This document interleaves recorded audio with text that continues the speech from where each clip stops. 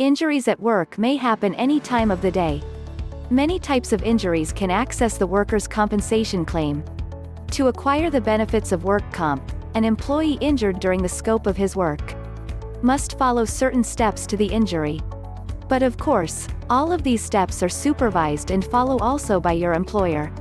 The process of filing a claim for a workplace injury is a bit complicated because of the involvement of multiple parties: the employee, the employer, and the insurance provider, the healthcare provider, and the state's workers' comp board. This will determine if your claim will be granted or denied. What qualifies a workplace injuries? Injuries that happen or occur during the scope of the job are normally covered by workers' compensation insurance, including accidents or illnesses due to exposure to work activities, materials, and equipment. The employee who suffered injuries has a limited number of days to report the incident and claim the benefits. It is best to report the accidents to the employer as soon as the incident occurs. There's a possibility of denying the claim by the insurance provider when the filing of the report is late and delay. The delaying of filing of the claim may give an impression to the provider that the report isn't true or legitimate. Accidents that doesn't cover work comp. But not all workplace accidents can be granted even though the report is on time. There are some accidents a workers' compensation limits. And here is the list of accidents that don't cover the work comp claim. Self-inflicted injuries. Injuries caused by horseplaying or fighting. Injuries incurred while committing a crime. Injuries while under the influence of drugs or alcohol or while violating company policies. Cumulative events and injuries. A condition that gives rise during too much exposure. A web designer who develops such as carpal tunnel syndrome. Or an employee with repeated exposure to a chemical develops respiratory conditions.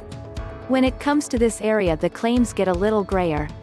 It is best to advise you to talk to your doctor about this concern to assist you in evaluating the potential causes of your situations or conditions. This will also help you file a claim if the condition is determined to cause by your work. Assisting your injuries by your healthcare provider will help you ensure that the claim will be granted. How to file a claim. To give access to the claim on work comp, an employee must notify the employer about the incident. The report should include the date, time, type of injury, and how the injury occurred. File a formal work comp claim. After the report is made, the insurance provider will choose a doctor to conduct an independent medical examination. Then, the doctor will make a report that will be sent by the insurance provider, which will be used to create its compensation offer. A benefit will be granted to the employee when all of the following statements are correct and true. The injured worker is part of your employee workforce, not an independent contractor. The employer has sufficient coverage of workers' comp insurance. And the most important is the employee is injured because of job-related activities.